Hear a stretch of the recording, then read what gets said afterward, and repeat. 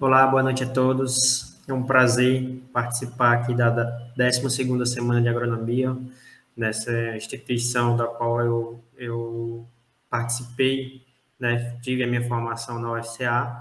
Eu sou Antônio Alves, sou doutorando em produção vegetal pela Unesp e atualmente trabalho com a linha de agricultura digital, agricultura de precisão, né? Uso de sensoriamento remoto e inteligência artificial aplicada à agricultura. Bom, hoje vamos falar um pouco sobre agricultura de precisão e algumas aplicações e inovações dentro da agricultura de precisão voltado para a agricultura. Porém, antes de começar a falar sobre o que é essas aplicações e essas inovações, precisamos entender um pouco sobre o conceito de agricultura de precisão, o que é agricultura de precisão e qual é a importância de se trabalhar e se estudar com a agricultura de precisão. Então, já iniciando a questão do conceito, a agricultura de precisão ela pode ser vista como uma estratégia de gestão. Estratégia de gestão essa que reúne, processa e analisa dados temporais, espaciais e individuais. E aí permite que eu possa combinar esses dados com outras informações para apoiar as decisões, né, as tomadas de decisões durante o gerenciamento da minha propriedade, considerando uma variabilidade estimada, e com isso eu posso melhorar a questão da eficiência do uso de recursos, a questão da produtividade, da qualidade, bem como da rentabilidade e da sustentabilidade da produção agrícola e agropecuária como um todo. Então, esse é um conceito que ele é aceito e é difundido pela Associação Brasileira de Agricultura de Precisão, a Abrasp, e também pela Associação Internacional de Agricultura de Precisão, em que eles definem que a agricultura de precisão é basicamente uma estratégia de gestão da variabilidade existente na propriedade. E aí surge uma outra questão, e qual que é a importância de se estudar e se trabalhar com agricultura de precisão, né? Segundo estimativas da ONU, a população do mundo como um todo ela vai crescer para 9,7 bilhões em 2050 e 11,2 bilhões em 2100, o que representa um aumento respectivo de 32% e 53% da população. E nós vamos precisar alimentar esse pessoal, a gente vai precisar, nós que somos do setor agro, a gente vai precisar produzir mais para alimentar esse pessoal. Só que a gente não pode aumentar a nossa área para basicamente duplicar a nossa produção, né? Duplicar a quantidade produzida para alimentar esse pessoal. A gente tem que gerar estratégias que permitam que a gente maximize a nossa produção por área. Então, ao invés de eu estou trabalhando com 10 hectares e passar a trabalhar com 20 hectares para produzir mais, eu vou tentar produzir mais dentro daqueles 10 hectares, vou maximizar, vou cortar custos e vou gerir aqueles 10 hectares, levando em consideração a variabilidade existente ali e procurando sempre as melhores soluções, as melhores alternativas para tentar maximizar essa produção. E aí, nesse sentido, a agricultura de precisão ela surge como uma estratégia para auxiliar nessa gestão dessa variabilidade e para permitir que eu possa maximizar essa produção. Então, eu consigo produzir mais na mesma área que hoje eu estou produzindo uma quantidade muito menor, que é o que já é feito por países, né, como os Estados Unidos, em que, basicamente, eles empregam essas tecnologias para maximizar a produção por área. E aí, para vocês entenderem melhor isso, eu trago um exemplo aqui, né, de 2018, em que as propriedades que fizeram uso da agricultura de precisão, elas tiveram uma redução de 37% nos custos de análise do solo no ano de 2018, apresentaram uma redução de 11% nos custos das operações de campo e também uma redução, né, de 19% com os custos totais da lavoura. Então, tudo que eu trabalho na minha lavoura, tudo que eu gasto na minha lavoura, só com a adição das técnicas de agricultura de precisão, eu já consegui um custo de uma redução de 19%. Então, vamos supor que na minha área eu gasto R$100, eu estaria economizando R$19, além de conseguir produzir a mesma coisa que eu estaria produzindo se eu tivesse gastado os mesmos R$100. E ela também favorece não só a redução, mas também a questão do aumento, né? Uma vez que ela foi responsável pelo aumento de 67% do rendimento global das lavouras que fizeram uso das técnicas de agricultura de precisão em 2018. Então, isso é um poder enorme de uma área da agricultura, né, que permite um aumento de 67% do rendimento global da lavoura, somente adotando técnicas para permitir a maximização da produção por área, levando em consideração a variabilidade existente. Então, eu identifico o problema e eu tento só resolver aquele problema da melhor forma possível, de maneira que eu saia lucrando e eu consiga obter uma melhor rentabilidade naquela área. E aí, né, eu trago para vocês o exemplo de algumas atividades em que são utilizadas a agricultura de precisão, no caso da exemplo, em que foram utilizadas a agricultura de precisão. Por exemplo, preparo do solo, análise do solo, regulagem de equipamentos, plantio, pulverização, colheita, acompanhamento da lavoura, uso de GPS, né, coleta e análise dos dados de plantio. Então, são todas atividades em que a agricultura de precisão ela já tem um aporte e ela tem tecnologia que ela permite que você possa gerir essas atividades, né, de forma a sempre buscar maximizar a eficiência, produzir mais, gastando somente, nem sempre você vai gastar menos, mas gastando somente o necessário para conseguir produzir aquilo, não gastando mais, nem gastando menos do que é necessário para produzir aquilo. E aí eu trago para vocês uma simplificação, tá, do que é a agricultura de precisão. Então, a agricultura de precisão é um ciclo contínuo, em que se divide em várias fases. E para simplificar isso, eu dividi ela em 4 fases. A fase de preparo do solo, e quando eu falo preparo do solo, eu não estou falando somente de fazer uma aração e engradagem, mas eu estou falando de preparar o solo para receber a semente, para receber a memuda como um todo. A questão do plantio e semeadura, a questão do monitoramento da lavoura, que é onde eu faço a identificação de possíveis ocorrências de pragas, doenças e outros estresses bióticos, abióticos que venham causar problema na minha lavoura. E também a colheita, que é um ponto importante da agricultura, né? É a parte final do ciclo, em que eu comecei com o preparo do solo, fiz todos os investimentos para garantir que eu tenha uma boa colheita. E vocês vão ver que a colheita, assim como ela é o final, ela também é o início de um novo ciclo, né? Do ciclo da próxima safra. E a gente vai ver ao longo da apresentação que essas 4 etapas que eu dividi do ciclo, elas são muito importantes porque uma influencia na outra. Então, iniciando com a questão das aplicações da agricultura de precisão, tá? A primeira parte que vamos falar aqui é das aplicações da agricultura de precisão no preparo do solo, né? Iniciando com a questão da amostragem do solo.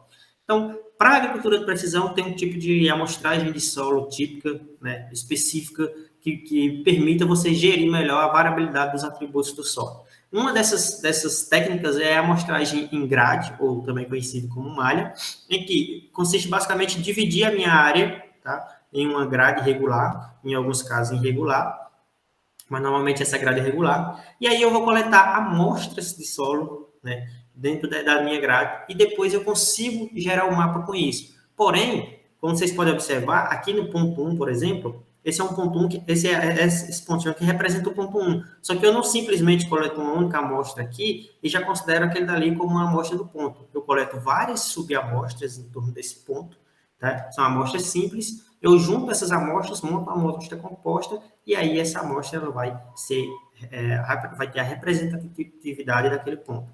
E aí eu pego essas amostras, mando para o laboratório, e claro que todas essas amostras que eu coletei, elas são georreferenciadas, e como elas são georreferenciadas, eu consigo pegar, depois, quando o laboratório me retornar a amostra com a devida identificação, eu consigo jogar isso no software SIG, fazer uma interpolação, né, e gerar um mapa de distribuição do atributo no solo. E aí, a partir daí, eu consigo identificar como que está a variabilidade daquele determinado atributo no solo e como que eu vou manejar para tentar melhorar essa questão da variabilidade. Onde que o atributo está mais concentrado, que eu preciso, de repente, aplicar menos fertilizante, talvez onde eu preciso aplicar mais fertilizante ou fazer um manejo diferenciado. E aí, para coletar essas amostras, né, é uma tarefa árdua, trabalhosa e que demora um certo tempo.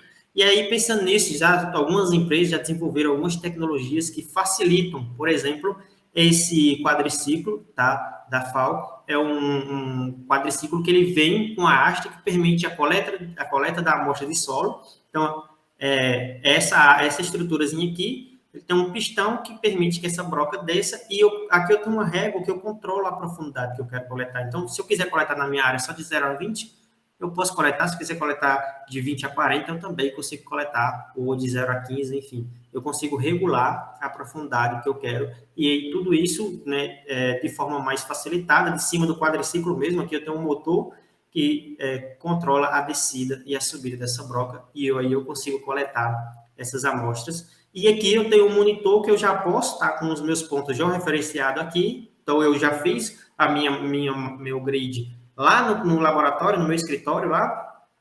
pego, levo isso para o quadriciclo, conecto aqui com o pendrive e vou para o campo. Ou posso estar com o meu celular também aqui, acompanhando pelo celular. E do outro lado, né, esse quadriciclo ele já vem com uma outra haste que é para coletar resistência à penetração. Então, ao mesmo tempo que eu coleto a informação, eu coleto a amostra de solo para ver como que está a variabilidade do solo, posso coletar a informação de resistência à penetração naquele ponto e já sair, né, no final com os dados para gerar um mapa de resistência à penetração da minha área e ver se eu vou precisar fazer uma descompactação, uma subsolagem, né, uma escarificação, e se eu vou precisar, onde que eu vou precisar fazer para não aplicar na área como um todo, para não fazer isso na área como um todo e também reduzir custos. Então, ela tem essa empresa desenvolveu esse quadriciclo, mas também ela tem outros equipamentos, tá, que podem ser acoplados também no carro, por exemplo, e tem outros modelos, até manual, para você levar para fazer uma amostragem específica, se você quiser, por exemplo, também.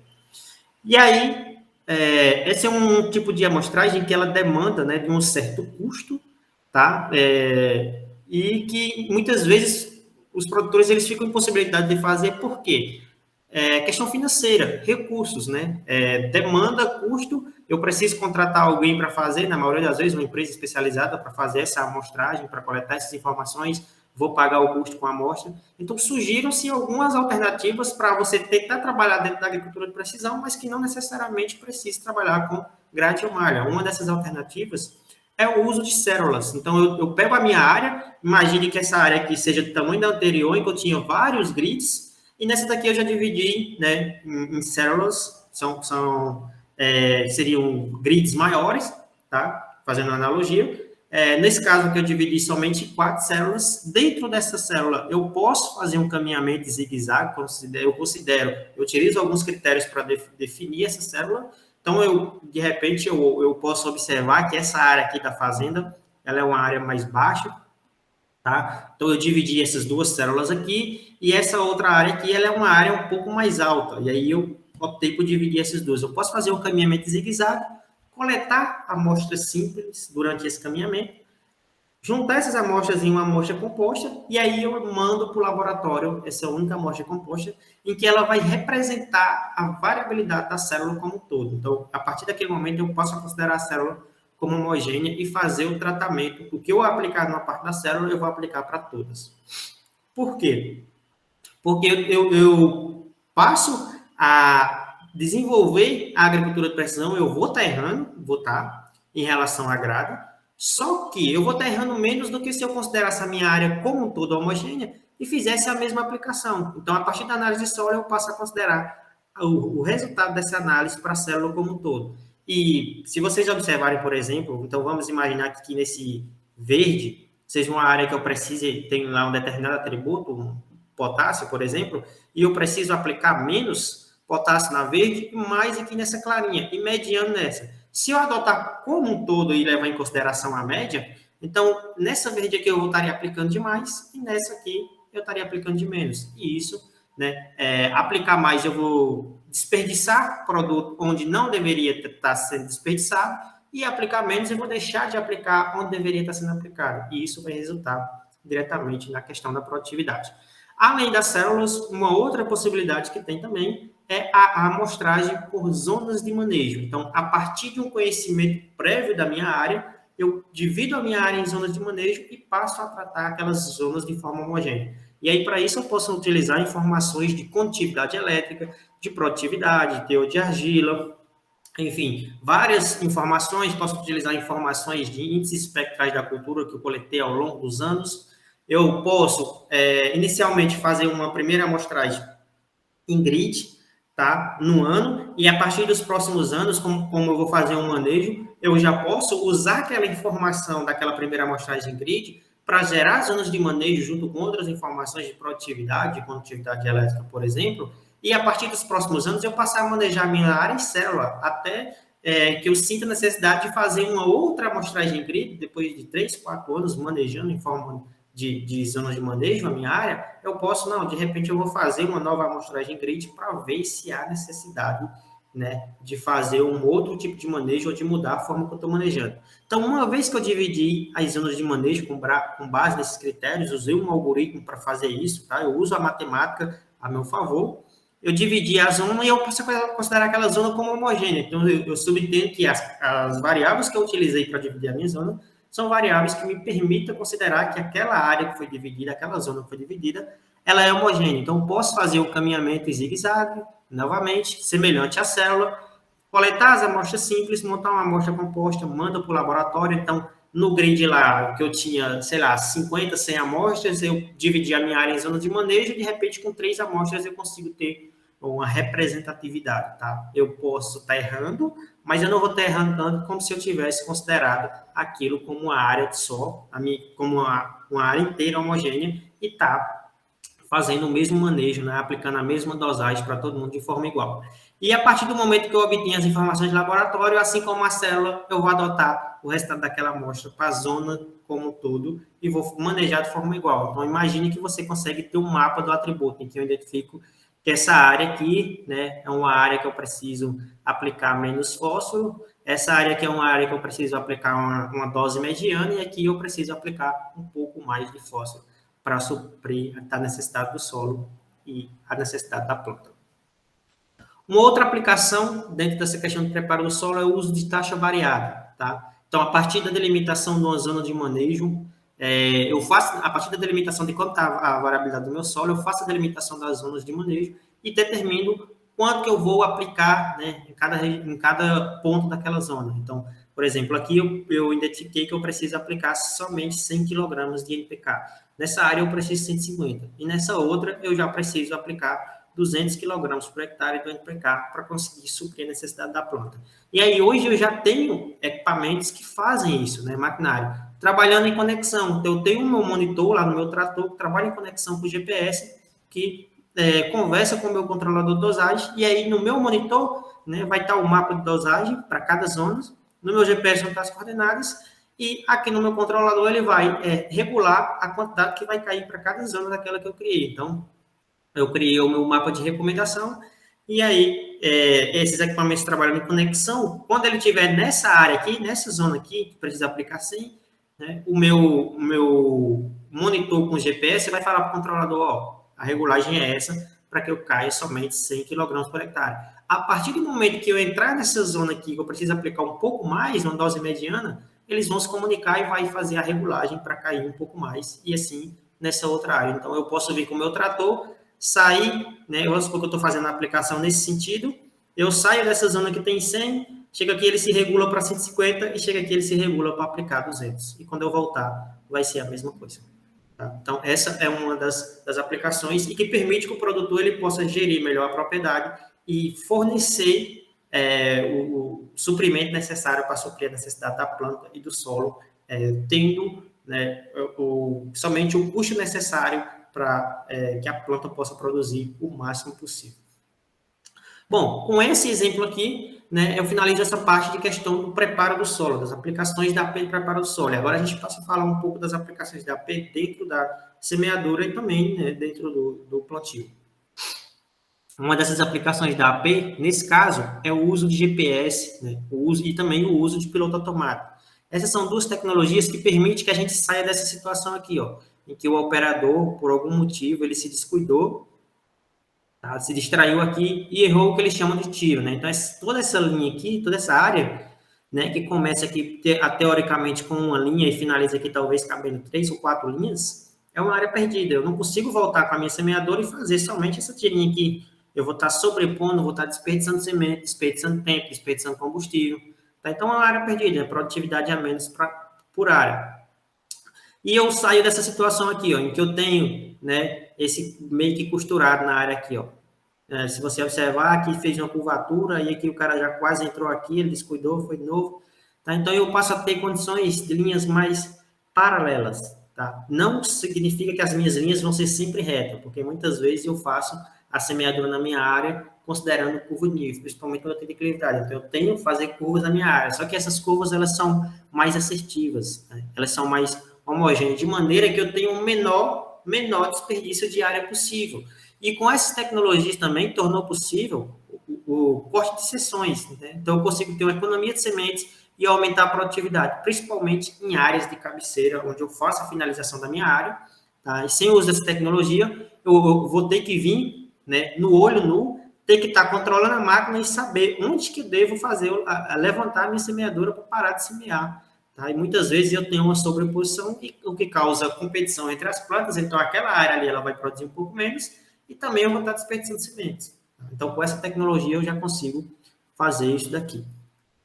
Ainda, dentro da questão do plantio e semeadura, eu consigo também, assim como fazer para distribuição de taxa variada de fertilizantes, eu consigo fazer distribuição de taxa variada de sementes, levando em consideração a variabilidade existente na área. Então, eu defino as minhas zonas, defino o meu mapa de recomendação de distribuição de sementes, e com base em alguns critérios, eu posso identificar que em alguns locais eu preciso fazer uma semeadura um pouco mais espaçada, tá? Lembrando que isso diferencia de soja para milho, por exemplo, já tem uma diferença do comportamento da cultura com relação a esse espaçamento.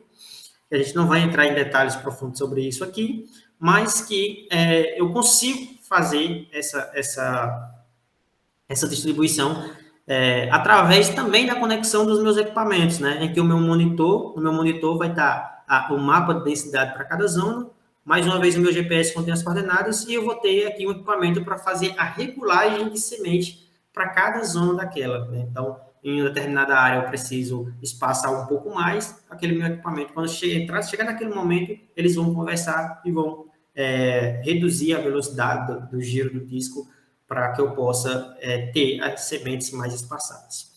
Um desses equipamentos que permite, né, essa taxa variada é um equipamento chamado V-Drive. Ele é um equipamento, né, que vem acoplado aqui no final do carrinho, e ele basicamente é um controlador elétrico de dosagem, esse motorzinho aqui, que ele fica aqui na parte final do carrinho. Ele basicamente é essa estruturazinha aqui, ó, um motorzinho com essa engrenagem, em que se eu preciso que caia mais sementes, ele vai girar esse disco um pouco mais rápido. Se eu preciso que caia menos, ele vai girar um pouco mais devagar. E uma vantagem nesse equipamento é que eu consigo ter um controle linha a linha. Então, de forma independente, cada linha vai atuar, né, para distribuir as sementes mais espaçado ou menos. Se vocês observar aqui, por exemplo, um exemplo aqui, ó, abaixo do depósito de sementes aqui, eu tenho uma linha, tá, que tá, a partir do momento que ela entrou aqui nessa zona, então ela vinha na mesma espaçamento que essa, enquanto ela estava na mesma área, na mesma zona, e quando ela chegou no momento que ela entrou nessa outra zona, ela já começou a espaçar, e a minha linha do lado ainda continua a mesma. Por quê? O meu GPS ainda identifica que essas linhas estão na zona em que eu devo espaçar menos a semente. Enquanto que essas aqui estão numa zona que eu preciso espaçar mais. Então, automaticamente, os motores elétricos dessa área eles já começam a girar mais devagar em relação aos dessa área, que estão andando numa velocidade girando numa velocidade um pouco mais rápida para depositar mais sementes, né, por área no solo.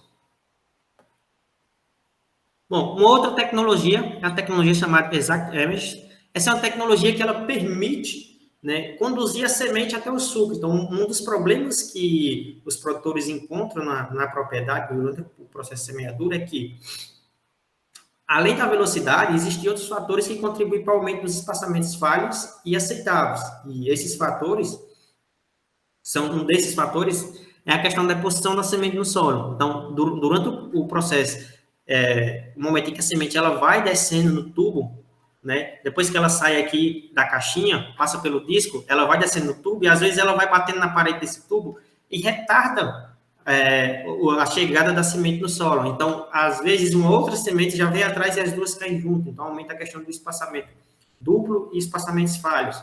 E aí, pensando nisso, né, as empresas começaram a pensar em tecnologias que permitissem evitar esse problema. E eles desenvolveram essa esteirazinha, né, uma ideia super simples, mas super eficaz, que é basicamente uma esteira com cerdas, em que, a partir do momento que a semente ela sai da caixinha, ela fica presa nessa cerdazinha e ela é conduzida até o solo. Então, a cerda fica girando e ela é conduzida, né, de forma linear até o solo, em que ela cai, depositado no solo, e logo atrás, a outra semente já vem, né, procurando manter o espaçamento mais uniforme possível. E aí, com isso, eu consigo melhorar a distribuição de sementes, porque eu tenho uma maior uniformidade, reduzir os espaçamentos duplos e falhos, e reduzir a perda de produção, porque o aumento de espaçamento duplos e falhos significa menos planta por área, significa menos produção. E também, além disso, aquelas plantas que estão mais adensadas, elas vão competir mais entre elas. Então, ela vai ter uma competição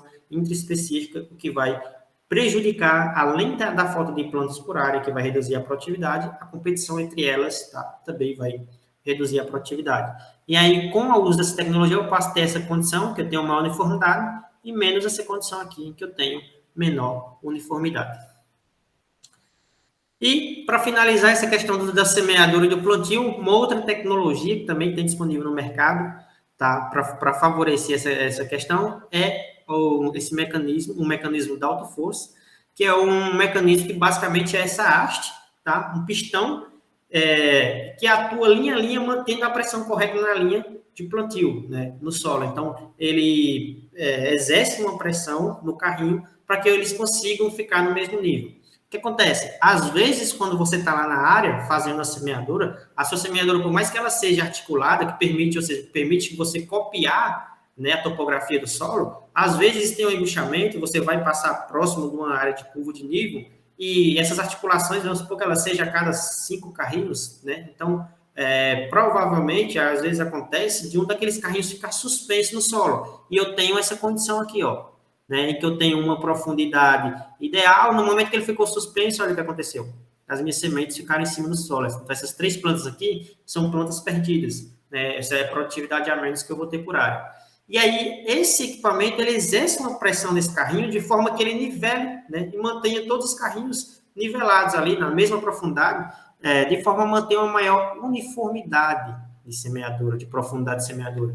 E com isso, eu consigo ter um melhor aproveitamento, tá, da umidade e permitir que todas as minhas plantas elas saiam de formas vigorosas, e também que eu tenho a questão da redução dos espaçamentos falhos e duplos que são causados pela não emergência da planta na área, porque aquela planta ficou, durante o processo de semeadura, ela não foi coberta, não teve contato com a umidade e não conseguiu emergir. Bom, agora nós passamos a falar um pouco sobre a questão do monitoramento de lavouras, né? E aí, para esse monitoramento, eu trago para vocês um exemplo das aplicações do sensoriamento remoto, utilizando sensores, né? Sensores esses embarcados em máquinas, sensores instalados no campo, drones e também, né, o uso de satélites para fazer esse monitoramento. E uma das primeiras aplicações, por exemplo, é a contagem e classificação de plantas. Então, hoje, com o uso de drones, por exemplo, e de algumas imagens de satélite, dependendo da resolução, eu já consigo quantificar, né, contar as minhas plantas da minha área, ter uma noção de como está a circunferência, quais plantas estão mais desenvolvidas, quais plantas estão menos desenvolvidas, gerar um mapeamento e na área, né, identificar quais são as possíveis causas, o que é que está acontecendo. Eu consigo fazer a classificação do que são plantas saudáveis, quais foram as áreas que eu precisei fazer um replantio, quais plantas estão provavelmente doentes, o que não é planta na minha área, provavelmente. E aí vou lá direto, em vez de eu ficar percorrendo a área toda, eu vou direto naquele ponto já fazer a validação, né, dessa possível identificação que eu fiz utilizando imagens de drone ou de satélites, lembrando que satélites vai depender da resolução espacial do satélite. Bom, uma outra aplicação também, por exemplo, é a identificação de falhas, né? Normalmente, esse tipo de coisa ou é feito com sensores terrestres embarcados em equipamentos, como, por exemplo, o sensor embarcado no trator, ou então com imagens de drones, imagens de satélite para esse tipo, ainda é uma coisa que estão tentando trabalhar, melhorar a questão da resolução dos satélites para que chegue a alcançar esse nível. Mas nesse caso aqui, é mais utilizado imagens de drone, tá? Porque a resolução espacial da imagem de drone é bem melhor do que a de satélite, né? Enquanto a de satélite eu consigo resolução, por exemplo, no satélite pago, que é o Planet, de 2, 3 metros, na imagem de drone eu consigo uma resolução de 2, 3 centímetros. Então, dependendo da altura do voo, até 1 centímetro. Então, é muito melhor a imagem de drone para esse tipo de aplicação. E aí eu faço um voo na minha área, pego essas imagens, aplico um algoritmo em cima dela que vai classificar o que é planta e o que não é planta, né? O que são as linhas de cana e o que são falhas dentro dessas linhas. Consigo quantificar a porcentagem e, a partir daí, tomar uma decisão de fazer um replantio na minha área ou não. Assim como na cana, eu também posso fazer isso para o milho. É menos comum, porque normalmente você consegue ter uma maior assertividade na semeadura do milho do que no plantio na cana. Bom, uma outra aplicação também, por exemplo, é a identificação de plantas daninhas. Então, consigo, a partir de imagens, tá, fazer um zoneamento de áreas infestadas Posso criar um buff aqui na região, né, de 5 metros, na região onde eu vou fazer a aplicação. Crio um buff de 5 metros para garantir que eu estou pegando todas as plantas que estão ali, né, em torno daquela mancha. E aí vou naquele local, posso gerar um mapa e se o meu pulverizador tiver a tecnologia que eu permite que eu aplique somente naquele local que é identificado pelo mapa, eu consigo fazer essa aplicação somente no local. Senão, eu posso, por exemplo, usar um drone pulverizador e ir somente naquelas manchas, né, onde está mapeada, e fazer essa aplicação de forma mais assertiva.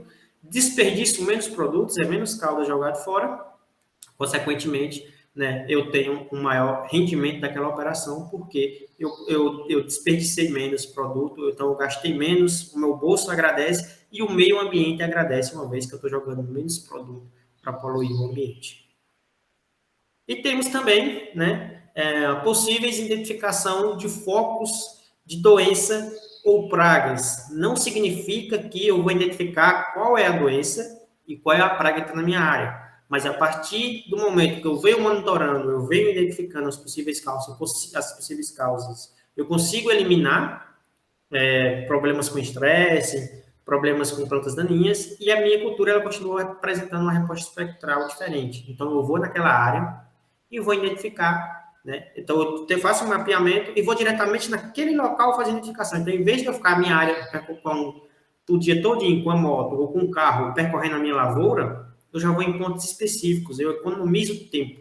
E tempo hoje é dinheiro. Então, eu economizo tempo e também eu facilito a identificação, né? Então, em vez de eu passar 2, 3 dias correndo lá na minha lavoura para identificar, às vezes com o voo de um drone ali no amanhã, eu já consigo identificar onde tem possíveis focos de doenças e pragas e vou diretamente naquele local, né, para fazer a identificação correta, se é uma doença, se é uma praga e qual que é, para poder tomar a decisão de fazer o manejo. E também já posso aproveitar, fazer o mapeamento para fazer um controle daquela área, ou utilizando um pulverizador específico, a tecnologia específica, ou utilizando um drone pulverizador. Então, com isso, eu consigo tornar o controle mais assertivo, eu consigo reduzir o custo com produtos químicos e consigo fazer uma aplicação do alvo no momento certo, né? Em que eu posso, como eu falei para vocês, ir lá com o drone e fazer a pulverização somente naquele local que eu identifiquei que estava o foco.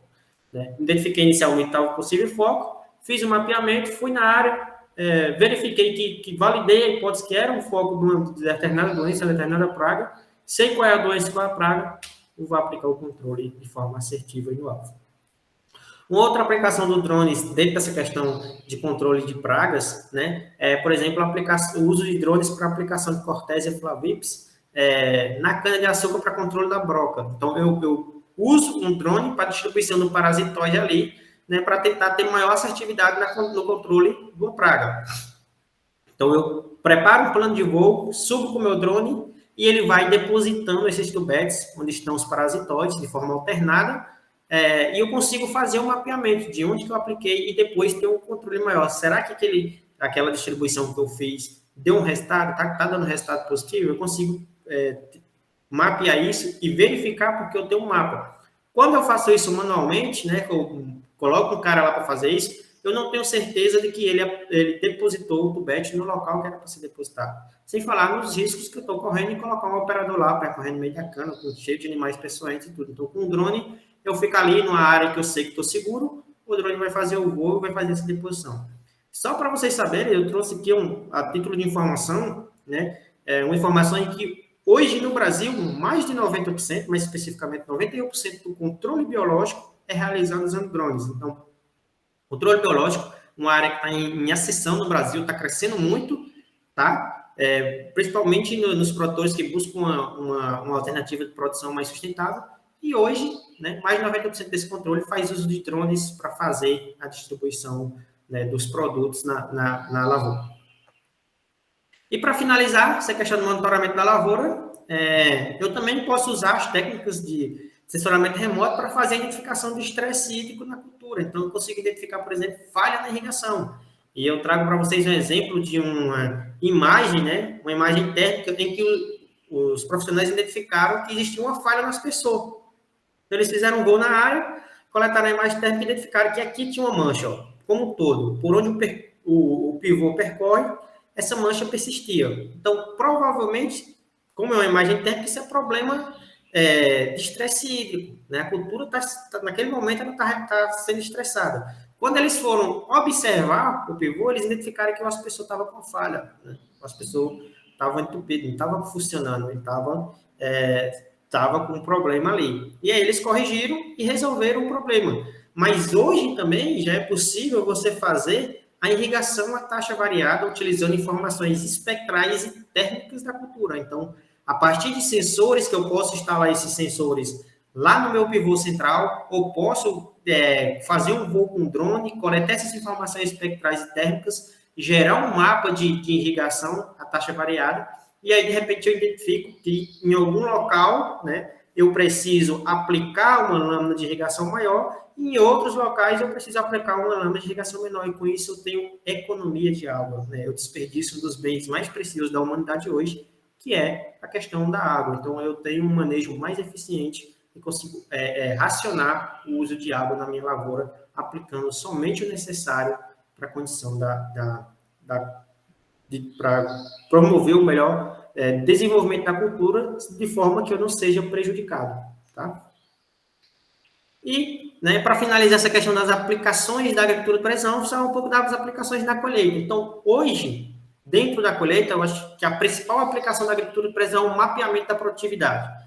É que eu consigo utilizar, fazer uso de sensores e de algumas técnicas para mapear a produtividade da minha lavoura, né, durante o processo de colheita, saber como que foi a produtividade e, a partir daquela informação, eu tomar decisões mais assertivas para as próximas safras. Hoje, dentro de uma colhedora de cana, só vocês de curiosidade, dentro da colhedora de cana, nós já temos cerca de 25 a 26 sensores, coletando informações, basicamente ali em tempo real, né, instantaneamente, em que ela coleta informações a cada 1 ou 2 metros, ou a cada 2 ou 3 segundos, tá? Minutos. Então, é muita informação coletada, por exemplo, em 1 hectare. E nesse exemplo aqui, eu trago para vocês um exemplo de uma colhedora de grãos, que ela tem vários sensores, mas que para a gente aqui, os sensores mais importantes são 3. É o sensor de umidade de grão, o sensor de fluxo de grão e o GNSS. O sensor de umidade, porque eu vou precisar dessa informação para corrigir as informações, né, para corrigir a umidade do grão, para ter o meu mapa elaborar o meu mapa de produtividade. E o meu GNSS, porque ele vai coletar a coordenada. Então, eu tenho aqui um sensor volumétrico, por exemplo, que ele coleta de 500 a 800 pontos por hectare. Então, é muita informação que eu tenho de produtividade por hectare.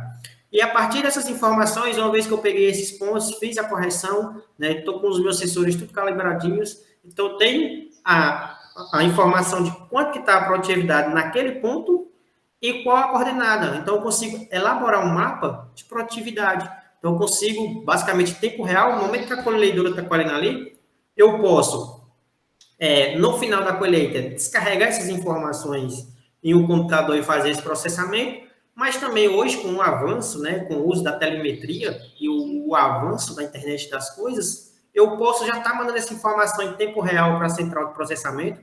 Essa informação já pode estar sendo processada e já pode estar auxiliando o cara que vem atrás semeando no trator, né, em alguma tomada de decisão. Então, lá na minha lá na central lá do processamento, os caras podem fazer a identificação de alguma coisa e gerar uma informação que vai influenciar, né, de como o cara que está semeando lá vai fazer a semeadura. Então, esse tem um poder, o produtor com essas informações, ele tem um poder muito grande. Hoje em dia, né, apesar disso já ser uma realidade dentro da agricultura de precisão, muitos produtores têm a tecnologia, mas não sabem como usar, não sabem por que usar e qual que é a importância de usar isso, tanto de informações, de melhoria que ele pode ter na área dele, né, só fazendo uso dessas informações que já vem na colhedora. Quando ele compra hoje a colhedora, ela já vem com o monitorzinho, ela já vem com o sensor de produtividade. Então, hoje isso não é mais uma opção de eu quero ou não quero, ela já vem da semeadora. Então, eu já tenho essas informações. Só que o cara investe 1,5 milhão numa máquina dessa,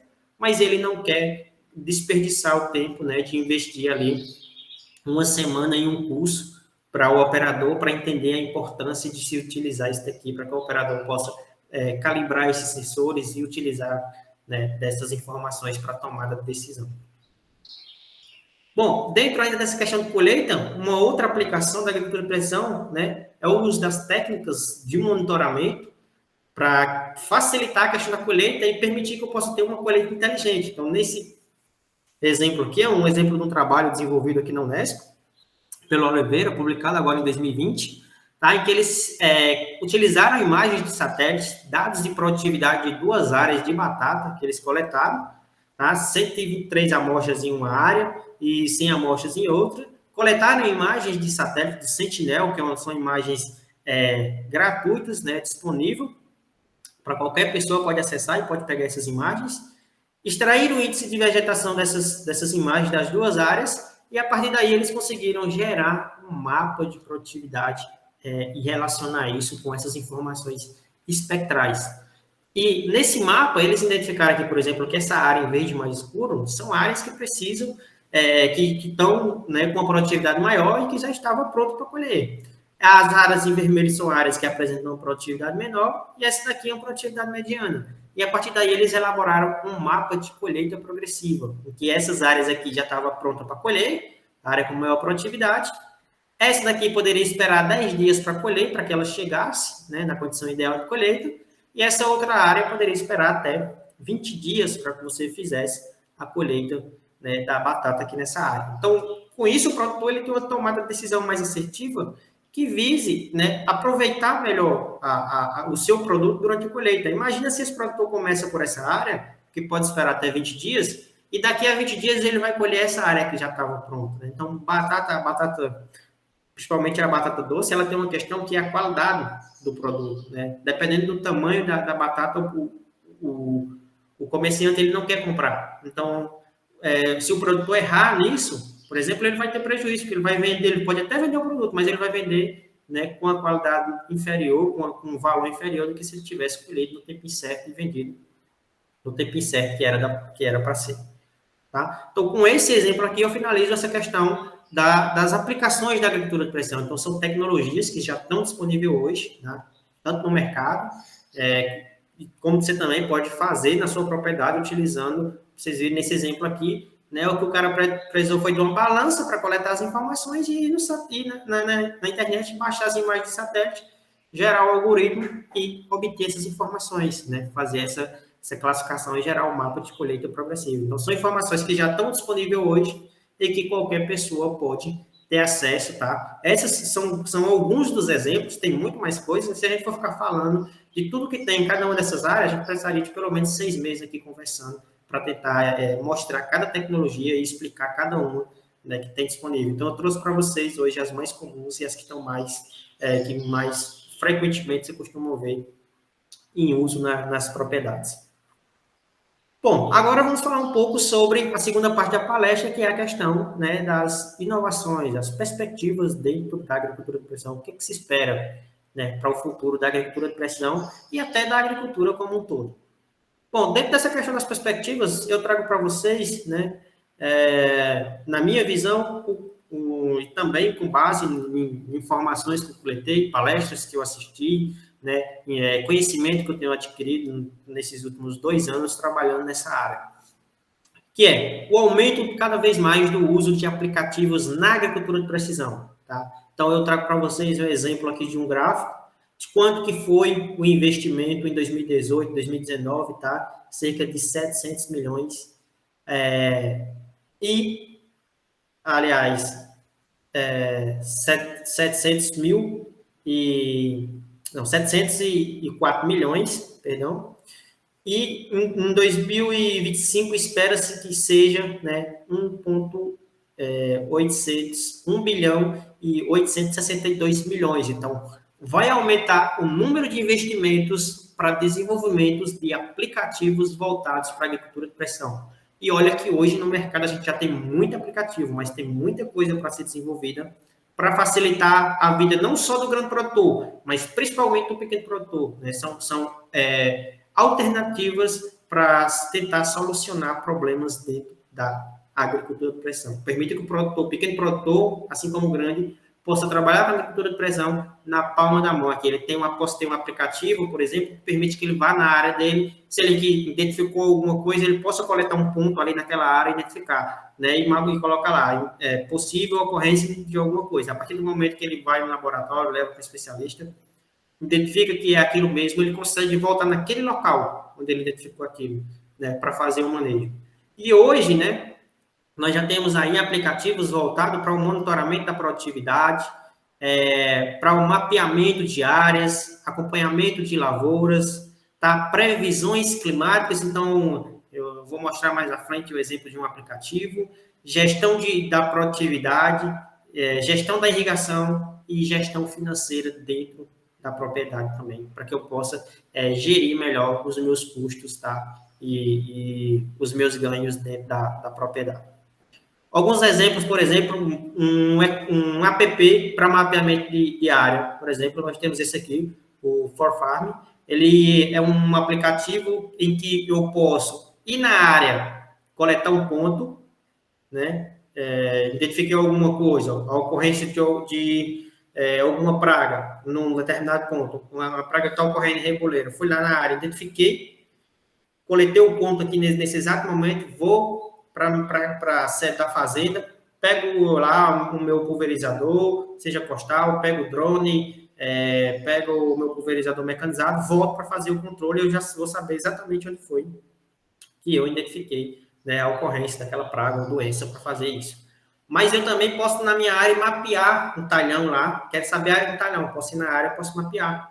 Vou ali, vou na minha moto, no meu carro, né, com o meu celular aqui na mão, vou percorrer o talhão e vai mapear.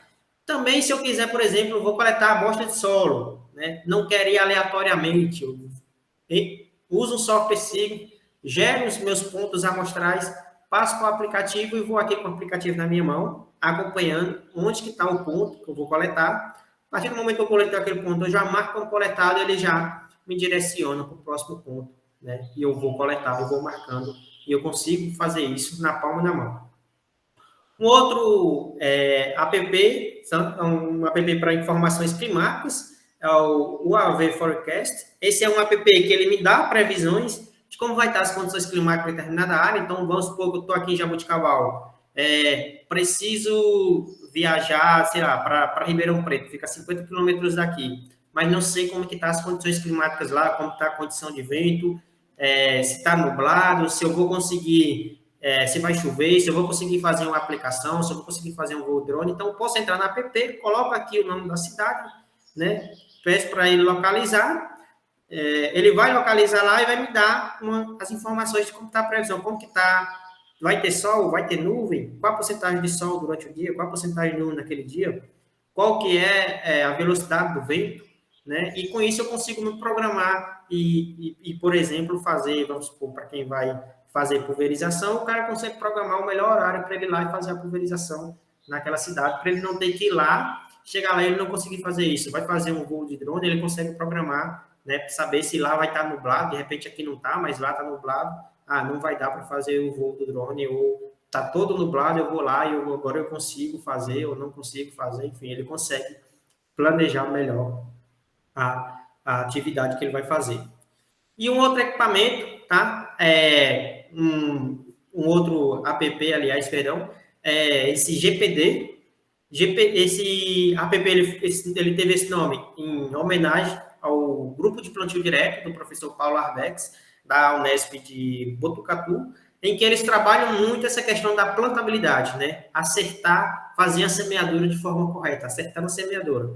Eles trabalham muito com essa questão de plantabilidade e aí eles se tiram a necessidade de desenvolver um aplicativo que o produtor ele pudesse calcular algumas informações relacionadas à plantabilidade, entre elas a coeficiente de variação de semeadura. E aí eles desenvolveram esse aplicativo que o produtor pode baixar no celular ali durante enquanto o operador está fazendo a semeadura, ele vai fazer a escavação, coletar algumas informações, coloca no app e o app já faz o cálculo para ele ali e ele já tem uma noção de como que está sendo a questão da plantabilidade. Então, esses são 3 exemplos aí de aplicativos, cada um voltado para uma aplicação, mas hoje a gente tem inúmeros aplicativos, tá?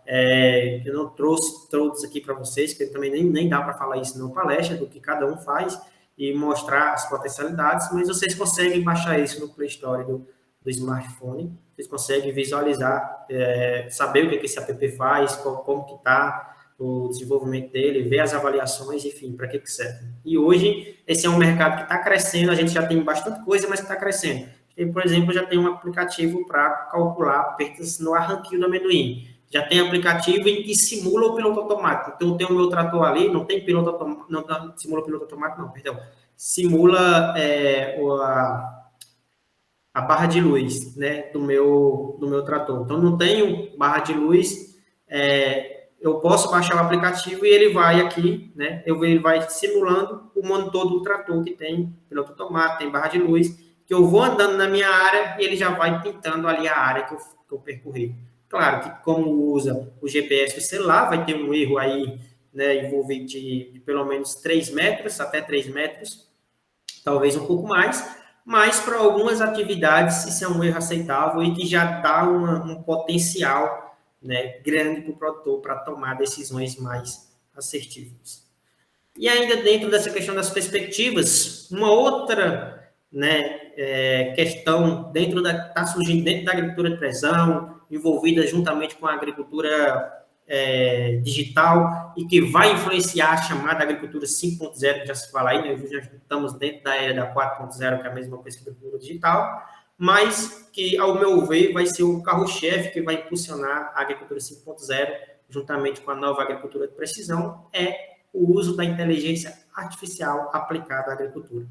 Mas o que é a inteligência artificial? A inteligência artificial ela é um campo da ciência da computação, tá? Que busca, através de símbolos computacionais, simular a capacidade do ser humano de aprender, pensar e resolver problemas de forma autônoma. Então, é a máquina tentando captar padrões, identificar padrões e, a partir desses padrões, tomar decisões, né? Tomar de forma autônoma, tentar ser o mais assertivo possível, com menor influência do ser humano, dizendo o que ela tem que fazer ou não. E aí a inteligência artificial, ela se divide em vários campos, né? Ela tem várias sub-áreas dentro da inteligência artificial.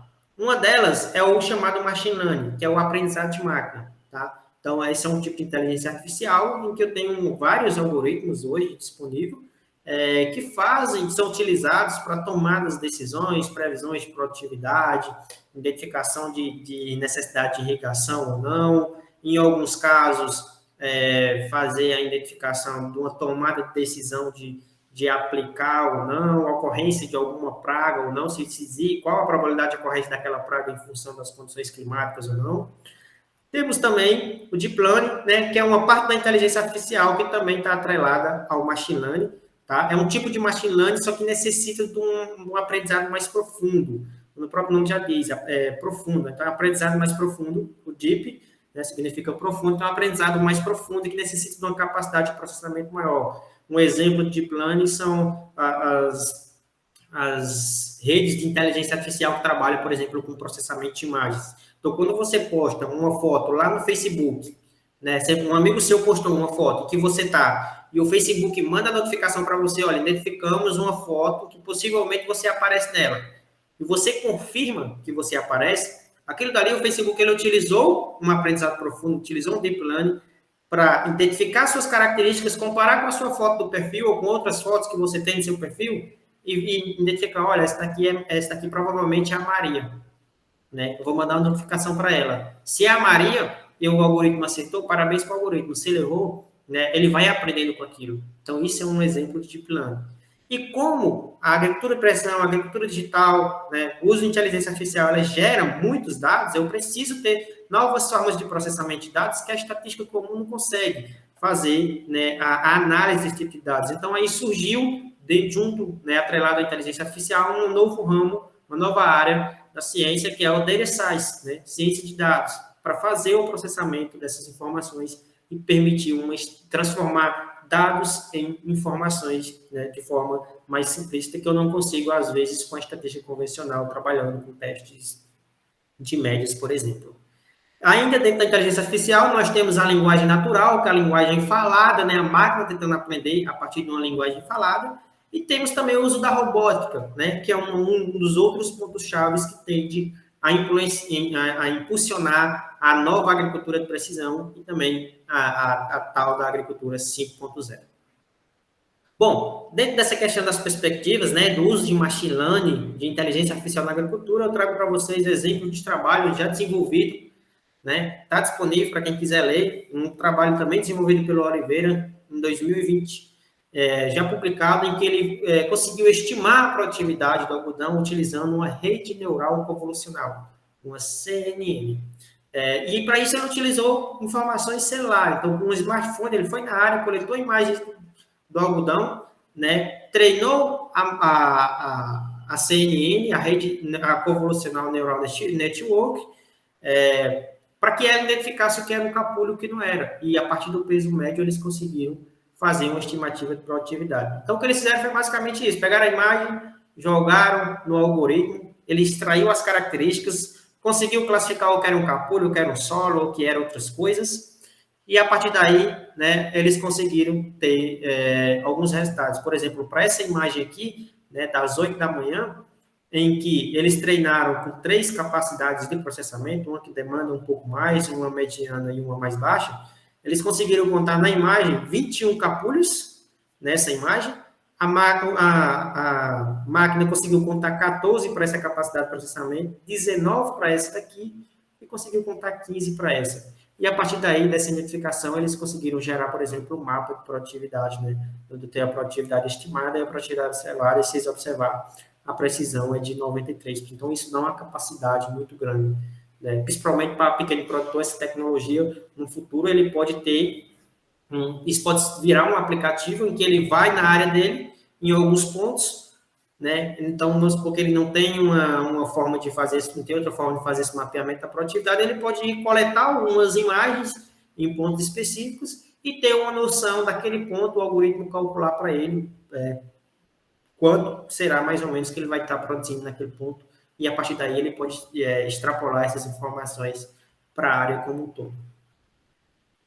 Bom, uma outra aplicação, esse é um trabalho que eu estou desenvolvendo, né, é a previsão de produtividade de milho com redes neurais artificiais, que é uma outra parte, um outro algoritmo de machine learning, tá, em que eu estou utilizando como informações de dados espectrais da cultura, obtidos de satélites. Nesse caso, estou utilizando o Sentinel, que tem uma resolução espacial de 10 metros, então um pixel de 10 metros, 10 por 10.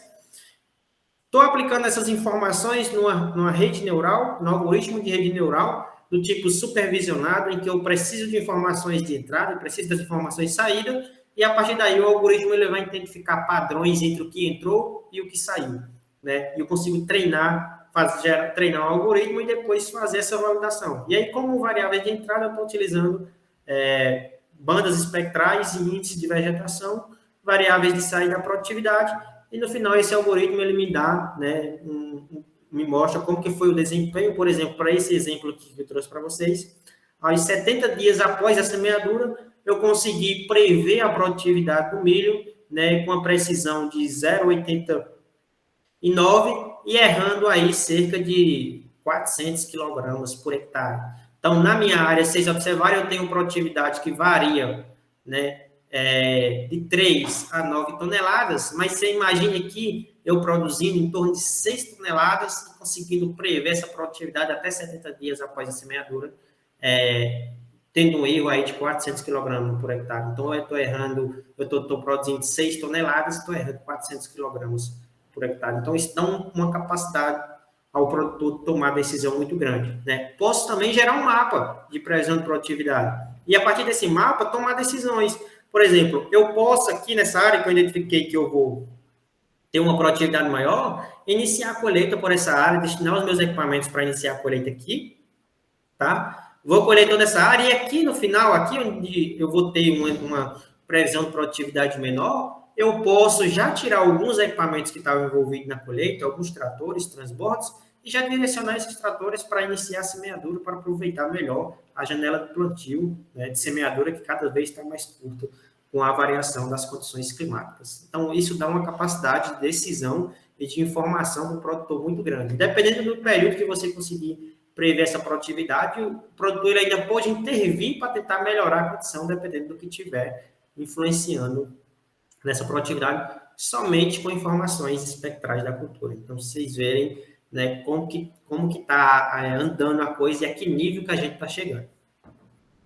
Bom, ainda dentro dessa questão das perspectivas, nós temos também o uso de robôs, né? Como eu falei para vocês, é uma parte da inteligência artificial, então nós já temos o uso de robôs na agricultura. E assim como eu mostrei para vocês aquele ciclo da agricultura e que a gente vem trabalhando durante toda a palestra, né? Eu vim trazendo exemplos de aplicações, eu tenho também exemplos de inovações, perspectivas futuras que tendem a ser desenvolvido dentro de cada uma daquelas áreas. Por exemplo, hoje eu já tenho um robô para fazer análise de solo, né? O Miran, um robô desenvolvido pela USP, em parceria com a Embrapa Instrumentação, eu esqueci o nome da cidade, acho que é Rio Claro, eu já consigo, né, coletar algumas informações do solo, tá? Por exemplo, umidade, teor de matéria orgânica e algumas informações químicas do solo, de fertilidade do solo, na minha área. Eu já tenho também um robô para fazer o preparo do solo, tá? Para ir lá, fazer uma escarificação, fazer uma aração, uma gradagem. Já tem um robô para semear e também fazer a capina. Esse FD20, né? Ele é um robô que ele semeia e também ele pode, em alguns momentos, né, ser programado para fazer a capina. Já tenho também robôs que vão coletar informações de dados fitossanitários, né? Tem um exemplo de um robô que trabalha com energia solar, ele vai percorrendo a minha área e vai coletando alguns dados fitossanitários. Tem também robôs, né, para fazer a pulverização, então eu identifiquei possíveis problemas, já tem robôs que vão lá e fazem a pulverização naquele local. Vocês observaram aqui, ele tem uma lonazinha aqui, ó, que é para garantir que eu consiga fazer a pulverização somente naquele local que está a identificação. E já tem robôs para fazer colheita, né? Esse Vegebolt é um exemplo de um braço robótico que faz colheita de alface. Claro que todas essas tecnologias são tecnologias que, não que elas estão totalmente disponíveis no mercado para que qualquer um possa ir lá e comprar, mas são tecnologias que estão em estudo, né? Estão sendo desenvolvidas, estão sendo avaliadas e que no primeiro momento pode não ser tão acessível, assim como a maioria das coisas, mas que com o passar do tempo, com o desenvolvimento de novas tecnologias, o aumento da competitividade, ela pode se tornar disponível para o autor. Quer ver um exemplo? O celular, né? O celular, 10 anos atrás, quem poderia conseguia comprar um celular de última geração tal? Hoje em dia, todo mundo tem um smartphone na sua casa, consegue comprar. Hoje em dia, ninguém utiliza mais aquele celularzinho para fazer sua ligação. Na verdade, ninguém nem faz mais ligação quase da forma comum. A maioria das pessoas faz ali uma videochamada que você olha para a pessoa, você vê. Então, com o avanço da tecnologia, as coisas foram ficando mais baratas, entendeu? Então, nesse caso também, com o avanço da tecnologia, a tendência é para que essas tecnologias, essas perspectivas futuras, ela tenda a se baratear e o pequeno produtor, ele possa, talvez, ter no futuro um equipamento desse na sua propriedade, né?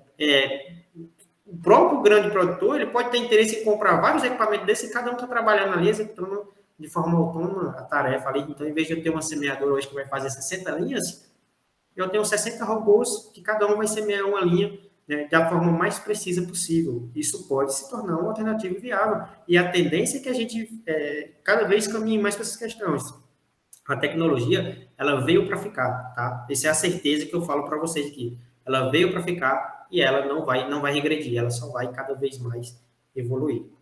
E para finalizar, né, essa questão das perspectivas, para a questão da agricultura de precisão, uma outra questão que eu vejo também, cada vez mais aumenta o número de startups voltadas para a agricultura de precisão. Hoje a gente já tem inúmeras startups no mercado prestando serviços voltados para a agricultura de precisão, não só para a agricultura de precisão, mas para a agricultura como um todo, a agropecuária de precisão também, irrigação, tem startups, o título das startups, o logo deles é irrigação de precisão, por exemplo, manejo do solo de precisão, né? Pecuária de precisão, né? Piscicultura de precisão. Então, cada vez mais está surgindo startups voltadas para essas questões, né? Para tentar adquirir maior sustentabilidade na produção agropecuária como um todo. E aí eu trago o exemplo de algumas startups aqui que já estão no mercado disponível hoje há quanto uma startup voltada para a questão de manejo do solo, tá? Principalmente trabalha muito com cafeicultores e com o pessoal da cana. Então, essa é uma empresa que fica sediada aqui em Ribeirão Preto, em que os profissionais eles se preocupam muito com essa questão da sustentabilidade da produção, né, na agricultura. Temos também a Droid Boats, né, uma empresa voltada para o uso de robótica na agricultura, a Agitech Academy, a Close Brasil, A Soil, que apesar desse nome Soil, é uma empresa voltada para irrigação, né, irrigação de precisão. A Agribase, que é uma empresa voltada para monitoramento, de trabalhar com imagens de satélite, tomadas de decisões a partir de imagens de satélite. Eles trabalham muito também com a área, com a questão de pastagens, né, voltada para a agropecuária. A Agrise e a Climacta, né, que é uma empresa também voltada para a área de irrigação de precisão. Então, são todas startups que já estão disponíveis e nós temos hoje inúmeras, tá? Tem alguns sites aí que fazem um mapeamento e ranqueamento dessas startups, por exemplo, que já saiu. Essas são empresas que eu peguei do último ranqueamento que saiu agora, né, 2020 e 2021, de startups que estão disponíveis no mercado, e eu peguei nas que estavam voltadas ou para a área de irrigação, de precisão, ou de mapeamento, uso de drones e maquinário na agricultura. Bom, chegando para o final da palestra, né, temos as considerações finais, em que a primeira delas é que a agricultura de precisão e a agricultura digital, elas são alternativas para aumentar a produtividade da lavoura e também alcançar a sustentabilidade da produção agrícola. Uma outra consideração, e talvez uma das mais importantes, é que o uso da tecnologia ela não dispensa, tá? Ela não substitui a botina suja de lama. Então, eu preciso ir a campo verificar se aquelas informações que os meus sensores estão passando, elas são verídicas. Não é só porque o sensor está lá dizendo que tem umidade, que eu não vou lá na minha área nunca verificar se está úmido. Tá? Não é porque eu coletei uma imagem, está lá a ocorrência não possível praga, que eu vou mandar um drone ir lá fazer a pulverização sem nem ter ido na área. Então, eu preciso identificar qual é a praga, preciso identificar qual é a doença, eu preciso sujar a botina de lama. E, né, a terceira e última consideração é que a agricultura de precisão é uma das áreas da agricultura que apresenta alto potencial para o empreendedorismo. Então, nós temos muito problema para resolver. Nós temos muito que crescer ainda dentro da agricultura, e a agricultura de precisão, nesse sentido, ela surge como uma porta que está ali. Tá? Já tem muita empresa voltada para essa área, só que a demanda é tanto que as empresas elas conseguem atender um número específico de produtores, né, de profissionais que necessitam daquele serviço. Então, tipo assim, meio que você monta a empresa, a sua competidora, às vezes, ela não dá conta e ela passa aquele serviço para você, dependendo do seu desempenho, né, da sua convivência como um todo. Então, esse é um mercado que tem um potencial muito grande e, para vocês terem noção, né, estima-se que para a gente conseguir alimentar aquela população que vai estar o mundo em 2100, mas o Brasil aí vai precisar aumentar a sua produção, triplicar ou talvez mais, né? Hoje nós estamos produzindo 200 e tantos milhões de toneladas, nós vamos precisar produzir 900 milhões. E não vamos conseguir fazer isso aumentando a área, porque a gente precisaria de 2 Brasil para produzir tudo isso. Então, a gente vai ter que aumentar a produtividade por área. E aí vão ter que surgir novas startups, novas formas de empreendedorismo, novas empresas para tentar resolver problemas, muitas vezes simples do pequeno produtor, né? Você tem uma ideia bacana, desenvolve e leva aquela ideia para o produtor, vende aquela ideia sua ao produtor e tenta resolver o problema. E, né, só para finalizar, aproveitando a oportunidade, para a divulgação do conteúdo, eu tenho um canal no Instagram, tá? O Agro Descomplica, tá? O QR Code, quem quiser seguir, fica à vontade, em que eu dedico a publicar informações, né? O tempo livre que eu tenho, às vezes eu tiro um tempinho para publicar informações relacionadas à agricultura, eventos, né, relacionados à agricultura como um todo, mas também relacionados ao uso de agricultura de precisão, agricultura digital, enfim, às vezes o material que eu estou estudando, informação interessante que eu achei, eu publico no meu canal. Tenho também o meu perfil pessoal, né, eu posto as minhas questões pessoais, mas também publico muita coisa da agricultura, muita informação de evento, tá? E tem um canal no Instagram, onde eu vou deixar essa palestra disponível para quem quiser assistir, tá? Depois, posteriormente, com mais calma, rever algumas coisas. E que eu também disponibilizo outras informações, já tenho alguns vídeos gravados, e sempre que possível eu vou tentando inserir novos vídeos lá. Deixo aqui os meus contatos, né? Fica à disposição para possíveis questionamentos. Tá aí o meu e-mail, o meu telefone, o WhatsApp. Caso eu não consiga resolver alguma coisa ou alguém queira conversar depois um pouco mais sobre o assunto, no que eu puder ajudar, eu estou à disposição.